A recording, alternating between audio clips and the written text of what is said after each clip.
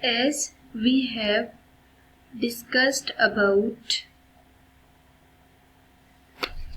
chords and arcs of the circle in previous lecture, आज हम उसी लेक्चर में जो स्टेटमेंट डिस्कस की थी उसका कन्वर्स डिस्कस करेंगे। ठीक है, कि अगर दो कोर्स सर्कल की कॉन्ग्रेंट हैं, ठीक है, तो उनके कोरिस्पॉन्डिंग जो आर्क्स होंगी ना वो कॉन्ग्रेंट होंगी। ठीक है, मतलब जो उसके कोरिस्पॉन्डिंग आर्क्स आ रही हैं वो भी मस्ट है कि कॉन्ग्रेंट हो। इसके लिए हम क्या करते हैं, सबसे पहले हम यहाँ पे एक वर्किंग कंसीडर करते हैं। ठीक है, इसका मतलब ये है पहले तो हमें यहाँ सर्कल ड्रॉ करने की ज़रूरत है। ठीक है, अब देखिए यहाँ पे मैंने ऑलमोस्ट वर्किंग सेम की है। ठीक है, जस्ट चेंज क्या करते हैं कि आपको ये आइडिया नहीं है कि आर्क्स इक्वल हैं, आपको पता ये है कि कोड्स इक्वल हैं। ठीक है, थोड़ी देर के लिए आप अज्यूम कर लें कि कोड्स इक्वल हैं, तो इसका मतलब है ये दोनों साइड्स इक्वल आ रही हैं। बिल्कुल बिल्कुल इसी तरह कंस्ट्रक्शन में ओ को ए से, ओ को बी से, ओ को सी और ओ को डी से ज्वाइन कर लेते हैं। ठीक है, अच्छा उसके बाद आपको ये पता होना चाहिए कि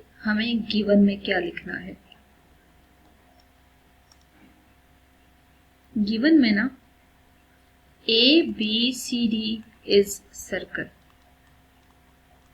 ठीक है, और इसमें जो A B and C D है ना are chords. It means A B is congruent to C D.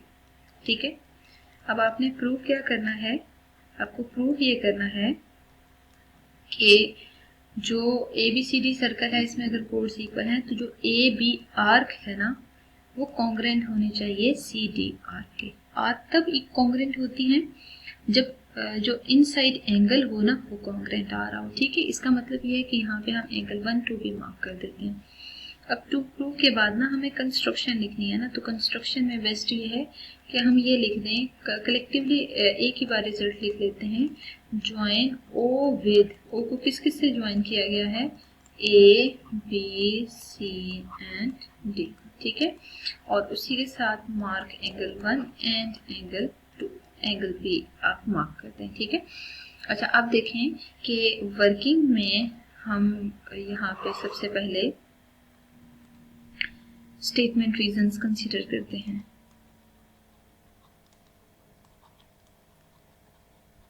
ठीक है, सबसे पहले ना फिगर को कॉपी पेस्ट कर लेते हैं ताकि हमें सामने फिगर नजर आए, so that we can do more calculations. ठीक है, यहाँ पे देखें कि अगर हम ए ओ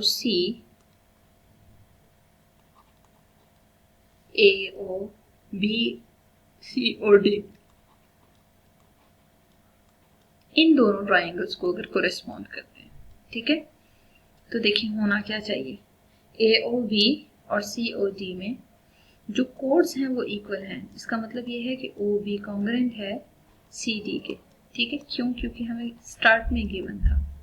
अब आप ये देखें कि ओ ए को देखा जाए ना वो ओ सी के इक्वल है, ओ बी को देखा जाए तो वो ओ डी के इक्वल है। ठीक है, रीजन में ना यहाँ पे भी मेंशन कर दें रेडियाई ऑफ सर्कल और नेक्स्ट भी मेंशन कर दें रेडियाई ऑफ सर्कल। ठीक है, अब हम ऐसा करते हैं, यहाँ पे नोट करें तो कौन सा पास्टुलेट आ रहा है, basically side side side postulate आ रहा है। ठीक है, अगर साइड साइड साइड पास्टुलेट आ रहा है इसका मतलब ये है कि जो ट्राइंगल ए ओ बी है वो कॉन्ग्रेंट है ट्राइंगल सी ओ डी के। ठीक है, अगर ये दोनों कॉन्ग्रेंट हैं इसका मतलब ये है कि एस एस एस पास्टुलेट आ रहा है। अब यहाँ पे measurement angle A O C और measurement angle A O B, ठीक है, बी एंगल की सिर्फ बात हो रही है क्योंकि देखिए बी एंगल इनसाइड आ रहा है। ए ओ बी को देखा जाए तो वो भी कॉन्ग्रेंट होगा measurement angle C O D से। ठीक है, तो रीजन में आप यहाँ पे मेंशन कर दें कोरिस्पॉन्डिंग एंगल्स ऑफ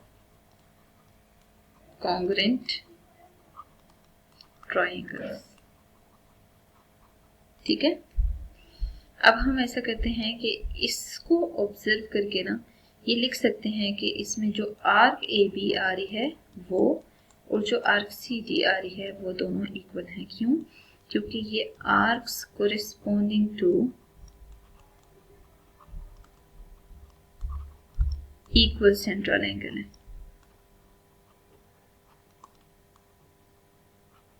ठीक है, यू कैन सी हियर कि हमने इजीली इसको वेरीफाई कर लिया है और डायरेक्ट हमने देखा कि जब chords of a circle congruent होते हैं, आर्क्स कॉन्ग्रेंट होती हैं, और in other words if arcs are congruent then chords will also be congruent.